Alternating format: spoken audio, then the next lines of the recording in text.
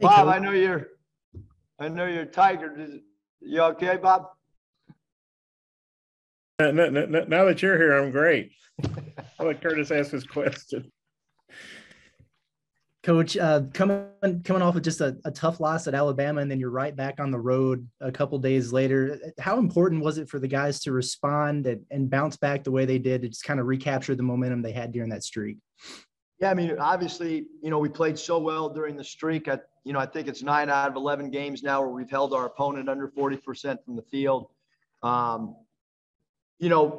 Just the maturity level, to have an emotional game like we did against Auburn, have a game on the road in a tough environment, on a Saturday in Alabama, a game that we could have won where we had the ball to close the game and just didn't win the game.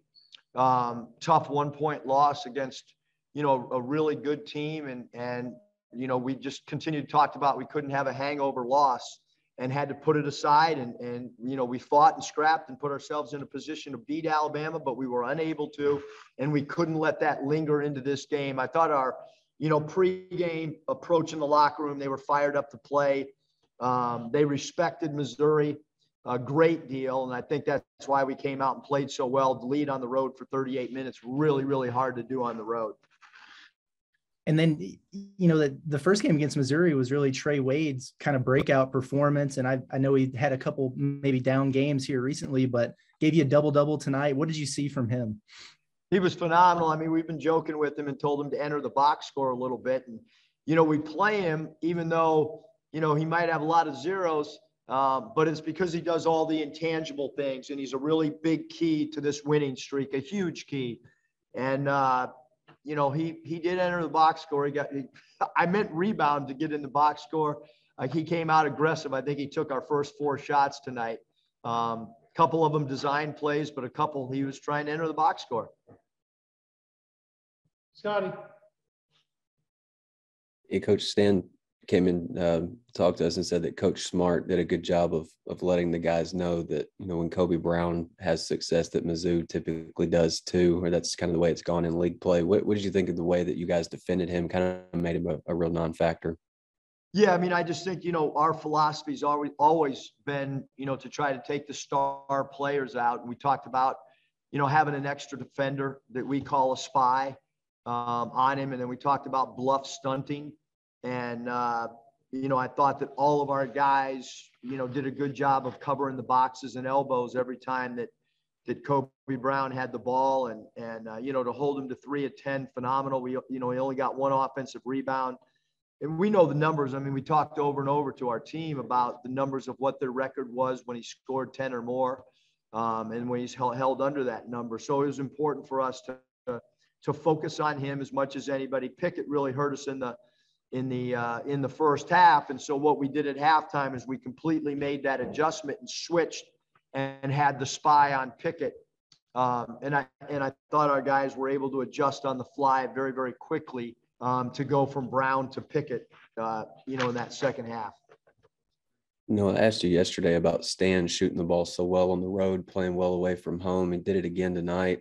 It seems like he's giving you guys such a big lift from deep and pretty red hot on the left wing. It seems like a pretty good sweet spot for him. Yeah, I mean, to go 6 of 9 on the road, 8 of 13 from the field. I obviously couldn't buy a free throw tonight. But we went to him the last 4.5 minutes of the game with our fist out 13. It's a wing pick and roll, 1 handling, 3 setting. If they switched it, he rolled into the post and elevated with his turnaround jump shot. If they didn't switch that thing, we were able to put him in the short corner and let him ISO a little bit. But he's a really tough cover because he can shoot the ball and he can also, score inside. And then you add the fact that he's really stroking the ball from a high percentage from 3. He opens up dribble drive angles for other players. I guess just overall thoughts on Jalen. He was kind of flirting maybe with the triple-double. Maybe at halftime you maybe possibly see that happening, but just kind of another day at the office for him with a double-double. Yeah, phenomenal job, both he and Trey Wade, both of them having double-doubles. And Jay Will, again, we played through him a lot. We went to him a little bit more early in the game in the post than we have of late. Thought he did a great job of finding cutters with his 4 assists. Again, phenomenal, 13 and 11s out of that center spot's really good. And I thought he did a really good job guarding Brazil as well, and not giving up a three to Brazil, and contesting all three of his shots from three. Bob. Eric, I'm not smart enough to know all this, but was Trey primarily the guy you'd give credit for slowing down Kobe Brown, or were there other, or who would you credit primarily for that? Yeah, Wade was on him most of the game. Stan was on him a little bit. Jay Will was on him when they went small. So, when they took Brazil out of the game, which was probably for about 14 minutes, Brown was then the center. And so Jay Will was assigned to him. Kamani guarded him for 3 or 4 minutes. So I think it was a collective group, but for the most part, it was Trey Wade. And then Hog Stats, he knows everything. He tweeted out at halftime, the 19-point lead was the largest Arkansas has ever had in an SEC road game. The largest previously was last year in South Carolina, 17. I don't think I remembered that or knew that. But, well, what'd you think about the biggest lead ever Arkansas has had in a SEC road game? I mean, what does that say about how well you guys played in that half? No, I mean, the Razorbacks have had so many, great coaching staffs and so many great talented players. To hear something like that and know the history of the program is it's hard to go on the road. The most impressive thing to me is not, necessarily that we won or the margin. I think when you look at the totality of the winning streak, playing the #1 team in the country, going to Alabama, playing extremely well where you could have won the game, you lose a heartbreaking game.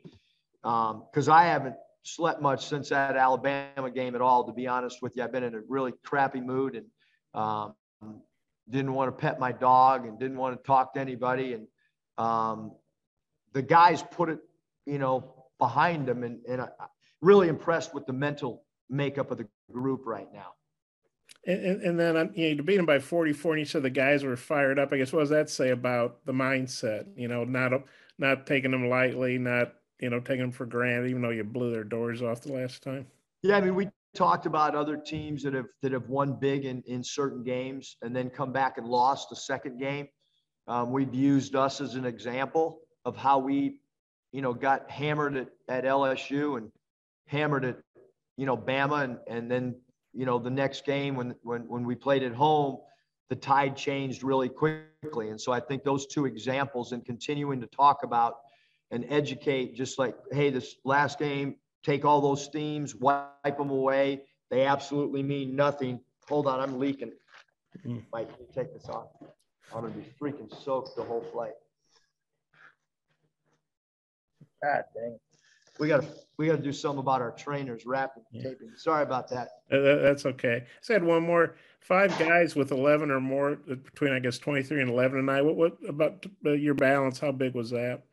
I thought it was really good, Bob. I mean, we had 107 passes in the first half, which is a really good number. I thought we had a good assist number to our field goals made early in the game. And at times we got a little bit selfish, but and took maybe some ill-advised quick shots. But other than about a 4.5-minute stretch, I thought we played really, really good basketball.